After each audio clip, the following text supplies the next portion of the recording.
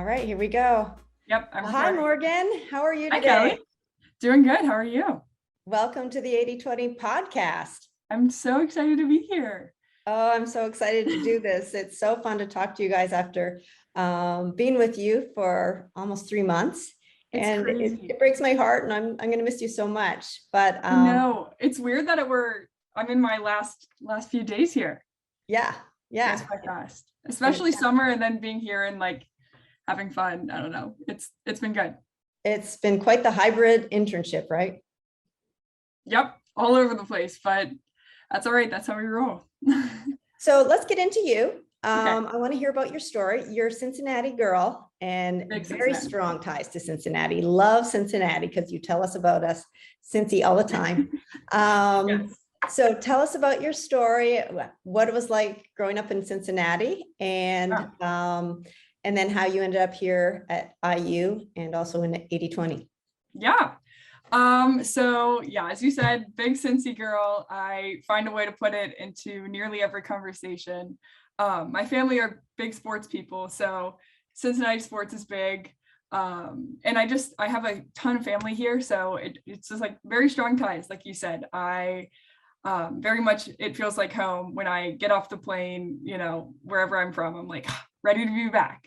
Like I'll go get my skyline, I'll go get my graders, like do the classics, take a picture of downtown, and then head back home. So Cincinnati is unique in a lot of ways, but I think one of the biggest things is that we have a lot of Catholics in Cincinnati, and I went to 13 years of Catholic school. We have a lot of like single sex schools, so I went to an all girls high school, and I loved it. So that's unique, and I definitely bring that perspective into IU and into the workforce. It really taught me a lot of stuff about feminism and being a leader. And because sometimes when you are in a classroom with guys, I am way too shy, and I'm not a shy person. Kelly, you know this. I can talk your ear off if you really want me to. So I love the all girl environment. It gave me so much confidence. And then it also allowed me to pursue swimming. Swimming has been a part of my life since I was, like 6 years old. I swam year round since then. Absolutely fell in love with the sport. I used to do like 20 hours a day or 20 hours a week at the pool. 2 a days, we called them doubles. It was so fun, and it taught me so many things. Just like there's not many people in the world who can get out of bed at 4:15 on a Monday morning and say, let's go hop in 65-degree water and swim for an hour and a half, 2 hours, then do it again after school. But I absolutely loved it, and it translates so well into the real world. One of my goals with swimming was to, like, when I graduated, I wanted to take some of the stuff that I learned from swimming and figure out how I can put it into the real world, because I knew I was going to miss it a lot. And one of those things was dedication, putting your head down. When things get hard, grind it out and keep breathing. Wow, that is amazing. So that just triggers me to ask you about work ethic in general, the millennials, and not so much the Gen Zers. So that's why I want to talk to you about this, because millennials get a bad rap for not having very good work ethic, whether that's true or not. And let's be fair, not just because you're a millennial, that's not true. We all know that, but in the media, that's what they're saying. But Gen Z, they're known for being the next greatest generation. You have a different vibe, and I think you exude that vibe, especially with your work ethic. So what do you think is different about Gen Z, and why that work ethic is, strong in all of you? Or do you think it's just you, or do you think, obviously yours is off the charts, and that grit thing. So, I mean, share personally, yours is, what are some hacks and things that you do to have such a strong work ethic? And then do you think that translates to other Gen Zers? So I think where I kind of want to go with this is talking about, first I'm going to start with millennials, and they definitely do get a bad rep. we have Francoise here, who's our millennial creative director at 80/20. And she's the first person I would point to and say, like, see, look, not all millennials are, lazy. But I would say, because all of us, including millennials, grew up in such a digital age, that there are ways to make your life easier just by putting something in on the internet. We get a bad rep because, I guess not so much Gen Z, but definitely millennials, like doing like math in your head. Why would you ever need to learn how to do that when it's a quick Google away? It's on my phone. I don't have to put in that extra effort. If Google was ready, available in my pocket at any time. And I think that's where a lot of that laziness stems from, is like, I don't need to do this because other things can do it for me. And we're the first couple of generations to have that ability. And then definitely I would say Gen Z does not have that reputation of being lazy like the millennials do. But you put a Gen Z person on a team, and I think because we were raised by Gen X, who were taught to be independent, we kind of took on some of those skills from our parents, and maybe that's why we have less of the reputation of being lazy in the workforce or at school. So what advice would you give to, even younger people, in terms of giving advice, or your peers, like, I guess the notion of grit, like, what's your advice? Because you have such a strong sense of grit, and to get up at 4:30 in the morning and jump in a 65-degree pool day in and day out. I mean, that is mental toughness. For sure. So one of my, I guess, hacks is that I'm a goal setter. I love making lists, and I love writing goals and making myself achieve those goals. So something that I started in swimming and kind of keep doing as I retire from the sport is I write a list of goals that I want to accomplish by, either could be as simple as the end of the day, the end of the week, year, whatever. A lot of stuff I like to think in long-term stuff. So I have like bigger goals, but I write it on a piece of paper, I stick it on, I wish I could move my computer, but it sits right here on my door. So every morning when I wake up, I see, this is what I want to do at some point, and the only way I'm going to do that is if I actually put in the work. And I think it's so easy, and it really serves as a great reminder that every day you can work towards getting better, and you either get better or you get worse. You can't stay the same every day. So I think that's an awesome thing that you can do.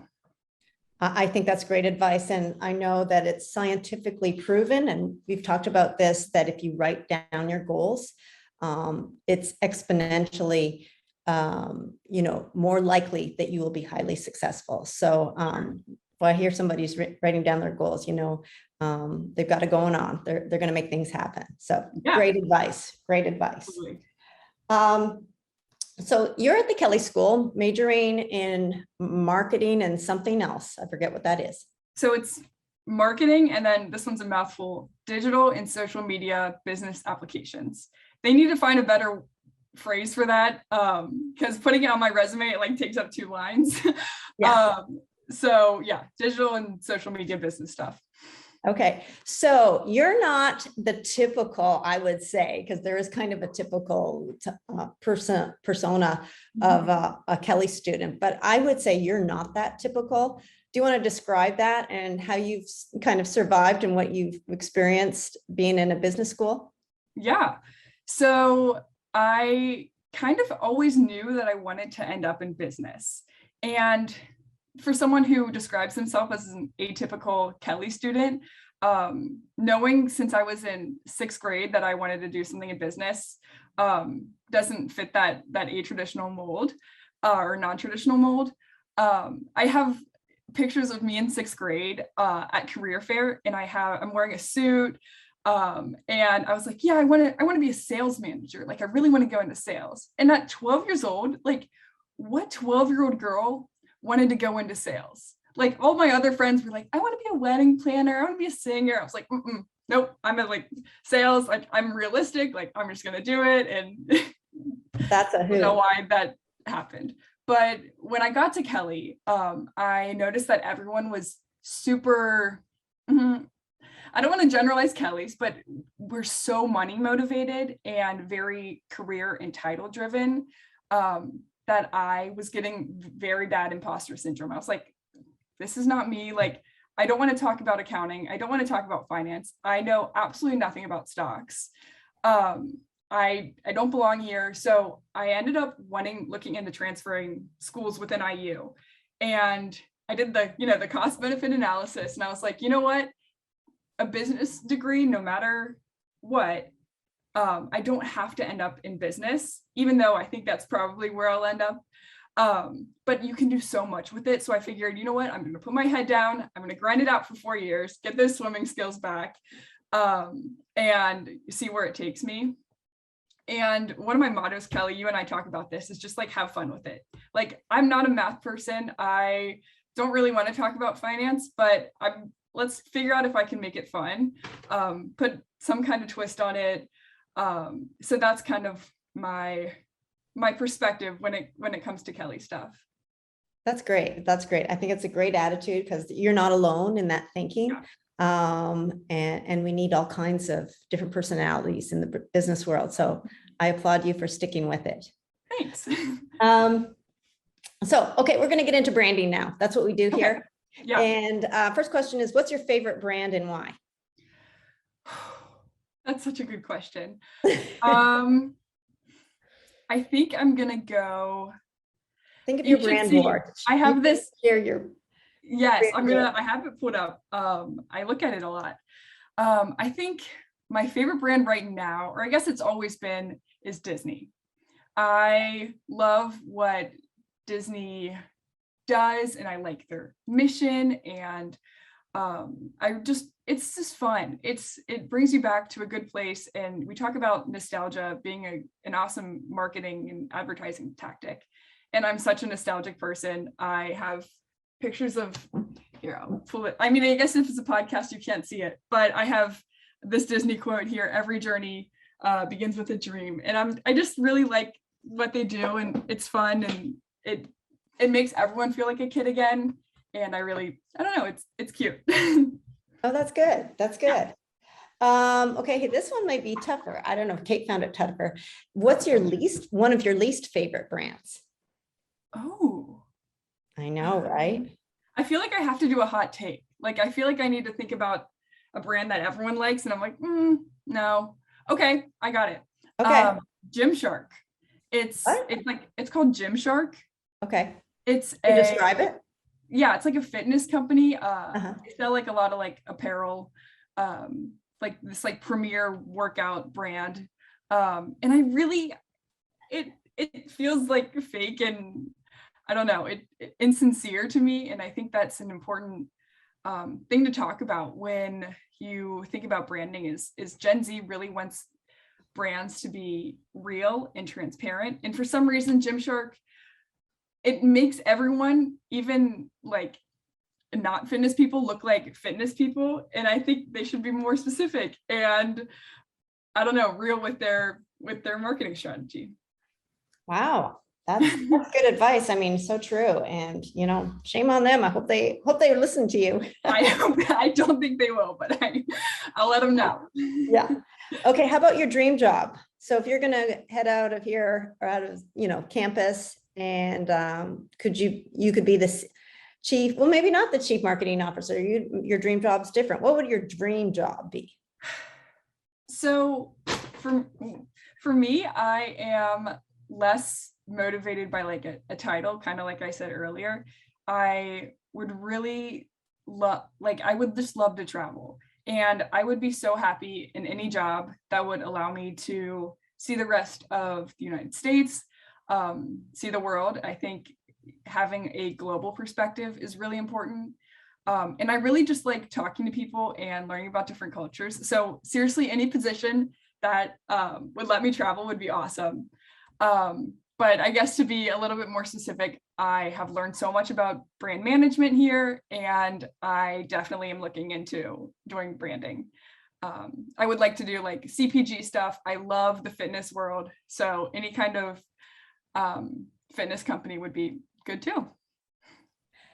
You just reminded me of one of your goals that you had shared about travel. What's that goal? So I made it a goal that I wanted to see 100 countries before I die. And that doesn't mean I have to like roam around the entire country. Even if I just step foot in it and like grab lunch, that counts. Like I'll take it. Yeah. So I have a list of those 100 countries that I probably want to knock off. And right now I'm at 26, I think. So 26 at 20 years old, I'll take it. That's a lot of countries. Yes.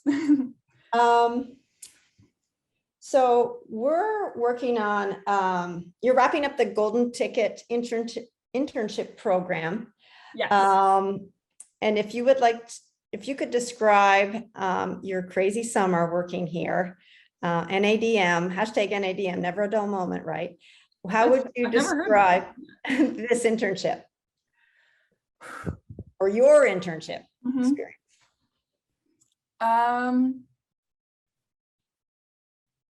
I'm trying to think of one word that would describe it, but I think that one you word. You get to do it in 3.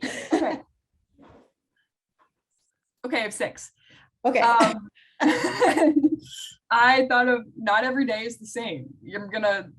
Sometimes I come into the office thinking I'm going to accomplish one thing and a client calls and I have to switch gears into doing something completely different or making myself learn something new every time. Pretty much, I feel like I do learn something new every time I come into the office. And that's one of the greatest parts about this internship is that I didn't know what I was really expecting coming in. And I came out with this super impressive resume that's so across the board in marketing and advertising and design. So yeah, nothing ever is the same. And I love it. That's awesome. Great to hear. Yeah. So tell us a time during the summer, and it doesn't have to be at 80-20, but maybe both. When did you get out of your box?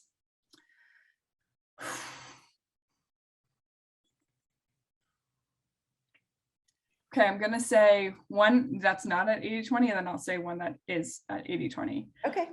So this summer, I went to Phoenix, Arizona. Well, I went to Sedona, Phoenix, and Tempe with my sister and my mom.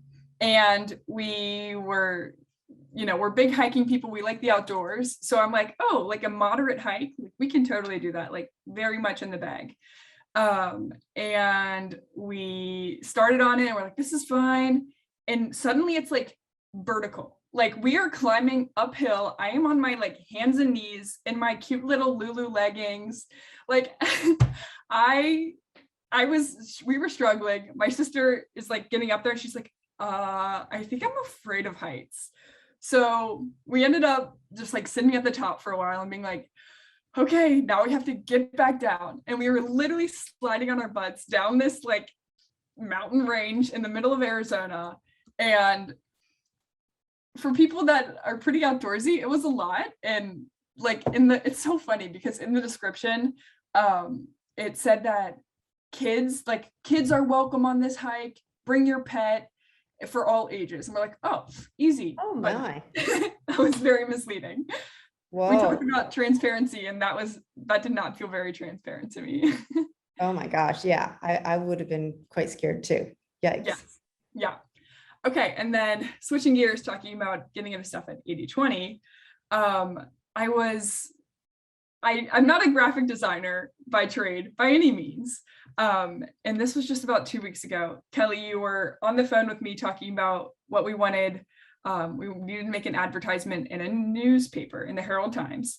And you were like describing how to do something to me. And I was like, Kelly, I haven't used InDesign yet. And you were like, oh. So we kind of had to take a couple steps back and be like, okay, so this is how you make a box. And I'm like, okay. So like, let's take a deep breath, let's restart. But then by the end of it, I made the ad. And that was, it looked good. I was happy with it. Figure it out. And that's the best way to learn when you have to create something and produce. You're firing up all your engines to learn it really quickly. So Good. Thanks for getting that ad done. You're welcome. So what surprised you this summer? What were some surprises or things that you didn't expect? I thought I knew what the agency world was like. I in one of my classes, in one of my marketing classes, we had someone who worked at an agency come in and like talk to us about day-to-day stuff, what he does. And I'm like, yeah, the agencies seem cool. I don't know if that's what I want to do long term, but sure, like good to learn about. And then I come into 80/20 and I just didn't realize that it's just like go, go, go. Like I've always been a going person. I mean, I used to swim for 20 hours a week. Like I'm used to being busy. I'm used to having a lot on my plate, but I just didn't understand that it's more than just 9 to 5 working with an agency. A client can call at 9 p.m. at night and you have to be there and be able to help, get a solution figured out for them. And Kelly, you're such a good example of being an agency leader because you totally will do that for them at whatever hour of the day they want. So I just didn't realize that it's crazy and it's a lot, and you're kind of have to be scrappy, and It's very scrappy. It's messy. Yeah, it is messy, and that's okay. Every experience you have puts you in a new direction, and I think this has put me in a different direction. I had no idea what an agency was like, and I loved it. Yeah, it's intense. And I hearing you describe it, it is intense. And you're right, there's stuff coming at you. You have a plan and the plan gets changed every single day. Yes. So, yeah. Or you could be, one of the biggest takeaways I had from being at an agency was like, I could be super happy with something I make or like a post on Instagram, a website, whatever it is. And I'll give it to you and you're like, yeah, okay, tweak these things. I'm like, okay, fine, tweaked them. And then we hand it to the client and they're like, that's actually no, like that wasn't it. I'm like, okay. So like it's learning to accept criticism, take feedback, even when you think something's good. You're going to disagree, but at the end of the day, listen to your customer, listen to whoever knows their stuff. Yeah, it's very subjective. And the client has the final call, whether you agree or you don't agree. Yeah. But yeah, you have to have really thick skin. You can't take it personally. Like this is the first draft, proof number 1, because I know it's highly unlikely this will be the approved ad. It's got to get used to that. Yeah. So what's the story? Is there anything that you can remember that you'll always remember? You'll always remember about 80/20, something crazy, anything? Yeah. So I would say we were in our first month, and one of our clients is a bank, and I'm from Cincinnati. Like I'm used to being in bigger cities. I would definitely consider myself more of a city person than a country person.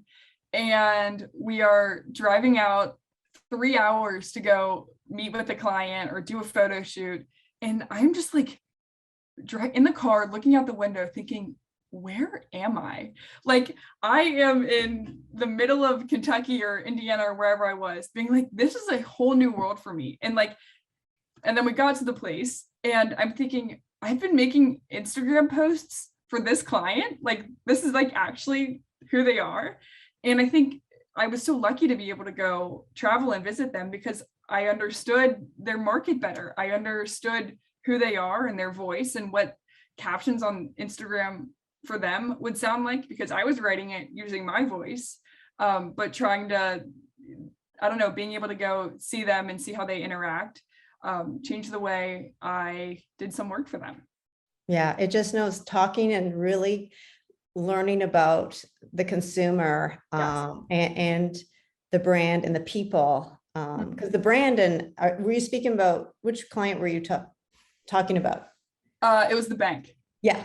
And so, and I tell the bank that their people are the most important brand touch point that they have. Their people are the brand. And you witness that, like there's a unique thing to Owen County State Bank, and it's their people and their personality. So having you experience that, that's why I was dragging you guys to little old Bicknell, Indiana. I'm like, you've got to understand the essence of Bicknell so that we can talk about it and share their story. So I'm glad you got that out of it. And yeah, it was a hoot, wasn't it? Yeah, I just remember coming home and being like, Mom and Dad, this is where I went today. Like, I saw this, and now I'm doing this for them instead. And like, okay, like whatever you say, Morgan. And I was like, my greatest adventure was going to Bicknell, Indiana. Yeah, that's a hoot. So we talk about, okay, let's do some of our vocab. What does it mean to 80-20 it? Okay, so 80-20 is, if you haven't heard of it, it's kind of this philosophy that, correct me if I'm wrong, Kate or Kelly, 80% of your results come from the top 20% of your work or whoever's working. So it's really for like 20% of the time, like really be gritty, like put work into it. And then when you take a step back and look at it, you're like, wow, 80% of what I just did only came from 20% of time or 20% of us working. So it's teaches you to be efficient and effective and, grind it out for just a couple of minutes or just a couple hours. And that really can drive a bunch of results. So when I say to 80-20 it, what does that make sense to you? I say we're going to 80-20 this. Yeah. What does that mean? Just really, I don't know, grind it out, put your head down, figure it out, and be creative and see where you can go with it. Yeah, we pretty good. Go hard for a very short period of time, a relatively short period of time. We're going to not linger and really be super efficient. Yes. In the best way possible. So, okay, next one is Kaizen. I said, we're going to Kaizen it. Let's Kaizen this. What does that mean? So Kaizen is a Japanese philosophy that means that nothing is ever everything in this entire world can be improved in some way. Nothing is ever going to be perfect, and you should always work to better something. So yeah. So if you have that philosophy, and that's what I tried to instill in you, the interns, and also my students, is that you've got to have thick skin again. So if you just know that everything can be improved. So when you hand something in, don't think that it's perfect, because if you just know, we're probably 80-90% there, but I know there's probably somebody's going to find something to make it improved. That's a better mindset, and it's just more forgiving, I think. So hopefully that resonates with you. Yes. And I use it, not even when you're not even in the room. Like, I'll send a proof of something to Kate, and I'll be like, hey, Kate, Kaizen this, please. Thanks. She knows what it means. And it's so perfect because everything can be improved. And yeah, I love it. I hope I'm going to continue. I'm sure I will continue to use that.